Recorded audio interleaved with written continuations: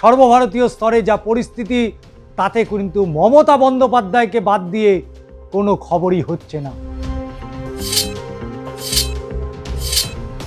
তবে মমতা বন্দ্যোপাধ্যায় রাজ্য রাজনীতি থেকে যে একেবারে চিরতরে বিদায় নিয়ে নিয়েছে, এরম ভেবে নেওয়ার কোনো কারণ নেই। তৃণমূলের সঙ্গে নাকি সরাসরি বাংলাদেশের জঙ্গি সংগঠনের যোগ, এমনই বিস্ফোরক দাবি কাকলি ঘোষ দস্তিদারের।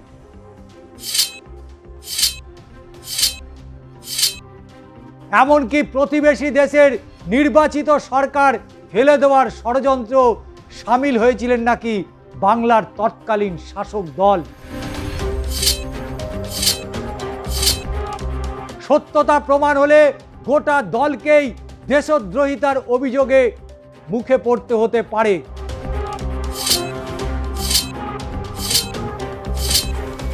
নমস্কার, আমি ষষ্ঠী চট্টোপাধ্যায়। শুরু করছি দাদা দিদির রাজনীতি।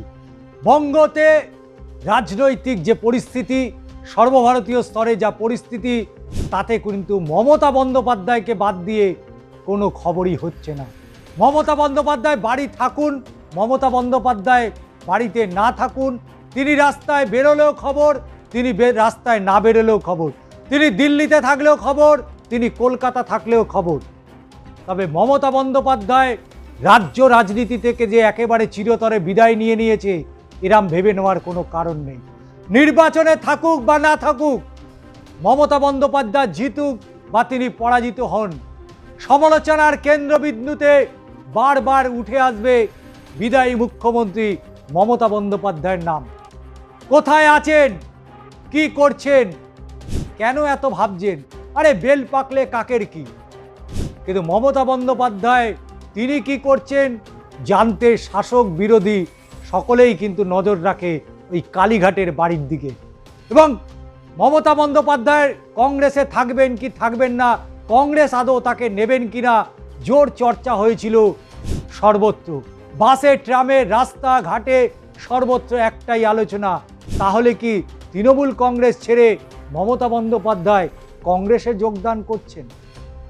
সোনিয়া গান্ধী, রাহুল গান্ধীর হাত ধরে তাহলে কি সরাসরি হাত শিবিরে মমতা বন্দ্যোপাধ্যায় যাচ্ছে?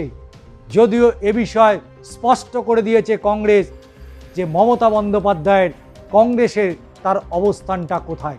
সোনিয়া গান্ধী থেকে রাহুল গান্ধী বারবার বৈঠক করেছেন মমতা এবং অভিষেকের সাথে, কিন্তু আগামী দিনের রাজনৈতিক ভবিষ্যৎ কোন দিকে যাবে মমতা বন্দ্যোপাধ্যায়, সেটা নিয়েও একটা প্রশ্ন উঠেছিল।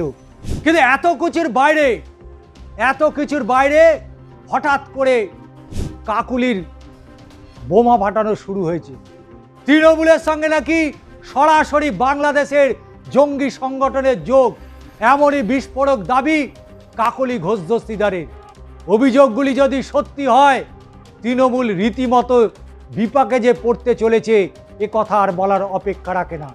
এমনিতেই ভোটে হারার পর মমতা বন্দ্যোপাধ্যায় একটি মন্তব্য নিয়ে আন্তর্জাতিক স্তরে কাটাছেঁড়া চলছে, তার ওপর গোদের ওপর বিস্ফোরক।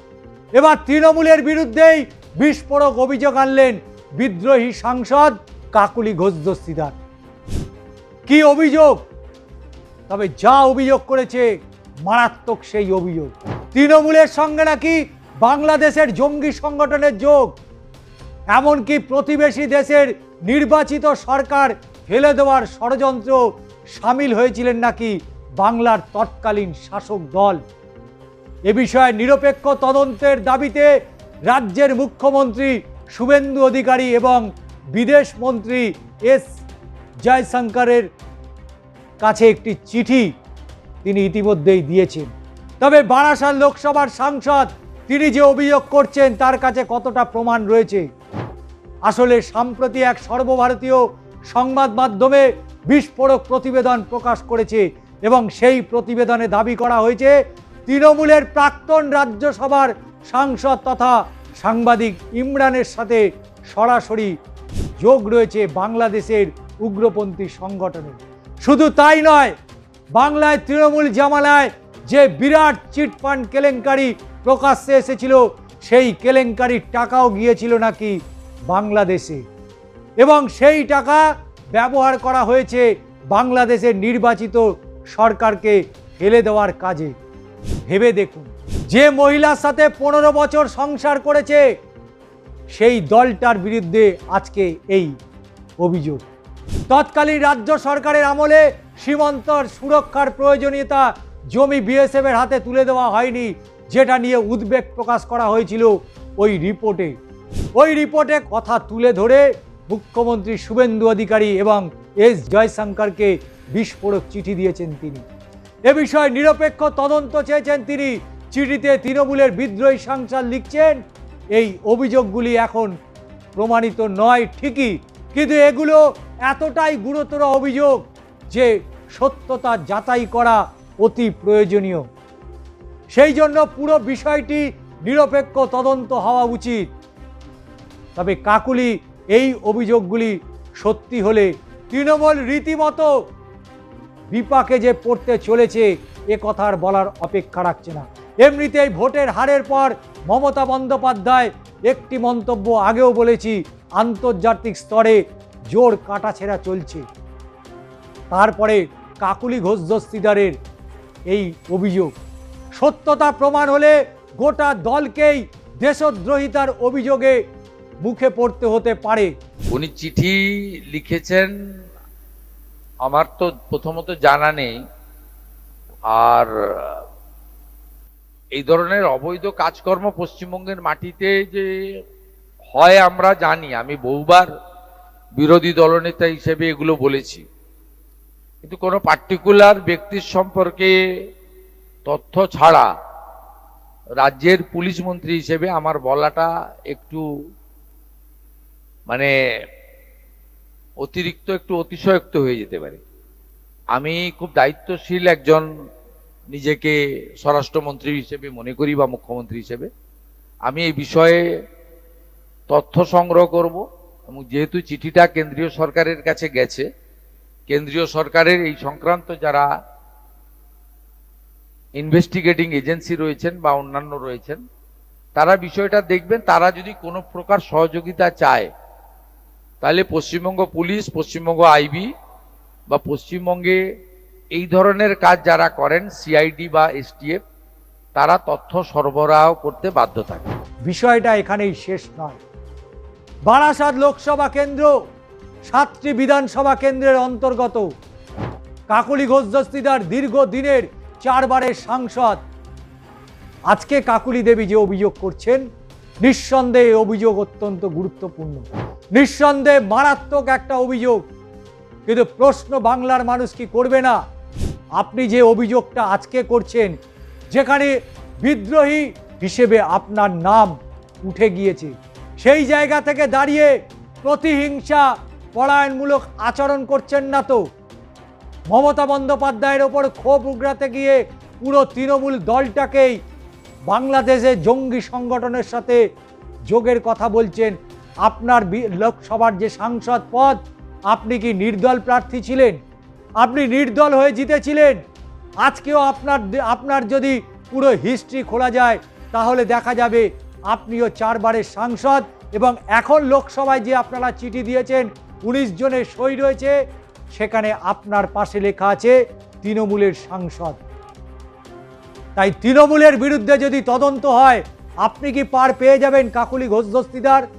না ওই 19 জন যারা সাংসদ রয়েছেন আর রাজ্য বিধানসভায় যেখানে 58 জন বিধায়ক রয়েছে, তাদের প্রত্যেকের নামের পাশে তৃণমূলের বিধায়ক, তৃণমূলের সাংসদ লেখা আছে।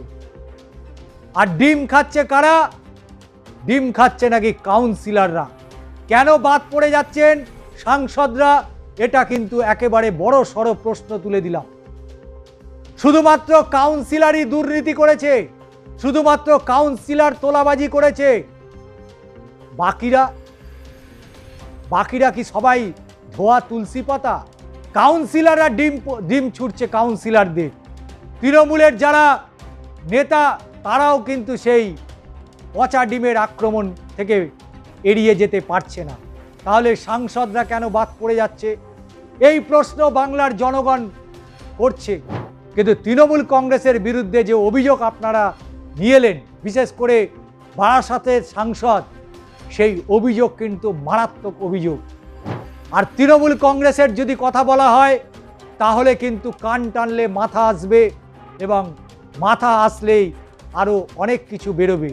তাই কেঁচো খুঁড়তে কেউ উঠে না বেরিয়ে পড়ে, কারণ তৃণমূল কংগ্রেসের নাম যখন উঠছে অবশ্যই কিন্তু আপনার নামটাও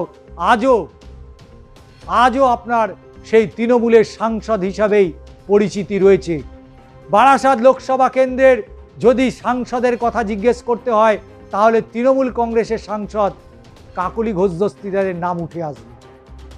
তাই অবশ্যই যে অভিযোগ আপনি করেছেন তার তদন্ত হবে দেশের স্বার্থে, দেশের আভ্যন্তরীণ নিরাপত্তার স্বার্থে। অবশ্যই মাননীয় মুখ্যমন্ত্রী শুভেন্দু অধিকারীর কাছে আমাদেরও আবেদন থাকবে যে অভিযোগ কাকলি ঘোষ দস্তিদার করেছে তৃণমূল কংগ্রেসের বিরুদ্ধে, অবশ্যই এ বিষয়ে নিরপেক্ষভাবে তদন্ত করা হোক। এবং শুধু তাই নয়, জাতীয় তদন্তকারী সংস্থা এনআইএকে দিয়ে তদন্ত করার প্রয়োজনীয়তা রয়েছে বলে আমাদের মতামত। তবে আমরা মনে করি বিদেশ মন্ত্রী এবং রাজ্যের মুখ্যমন্ত্রী শুভেন্দু অধিকারীর কাছে আমাদের আবেদন থাকবে কাকলি ঘোষ দস্তিদার যে অভিযোগ করেছেন সেই অভিযোগের যথাযথ তদন্ত হওয়ার প্রয়োজনীয়তা রয়েছে। দেশের স্বার্থে, বাংলার স্বার্থে, দেশের জনগণের স্বার্থে অবশ্যই এটা সঠিক এবং নিরপেক্ষ তদন্তের প্রয়োজনীয়তা রয়েছে। তো দর্শক বন্ধু, আপনাদের মতামত কি অবশ্যই আপনারা এই ভিডিওর মধ্যে দিয়ে আপনাদের মতামত জানান এবং চ্যানেলটিকে অবশ্যই সাবস্ক্রাইব করবেন।